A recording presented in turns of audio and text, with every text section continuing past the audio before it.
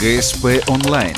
Городские новости сейчас. В прошлом году большинство проезжающих по Ухтинской трассе забавлялись представлением двух медвежат.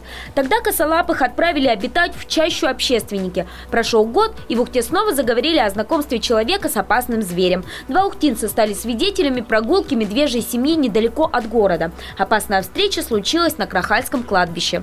Вчера с товарищем на обеде по работе поехали на кладбище к родственникам съездить, там могилки посмотреть, там, убраться маленько.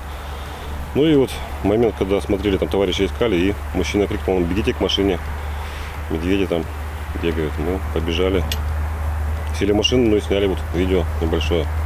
После Сергей с другом предупредили остальных присутствующих о звере. Мишки, к слову, вели себя совсем не агрессивно. Оказывается, косолапая семья обитает там с середины мая. Об этом нам рассказал Олег Золотов, инспектор охотнадзора. Медведица, это с медвежатами, она ищет, где можно поесть. А на кладбище можно очень хорошо поесть. Можно ходить конфеты собирать по могилкам. Можно в помойке покопаться. Поэтому вопрос по кладбищу – это вопрос ограждения кладбища медведя. Никаких других способов решить эту проблему там не получится.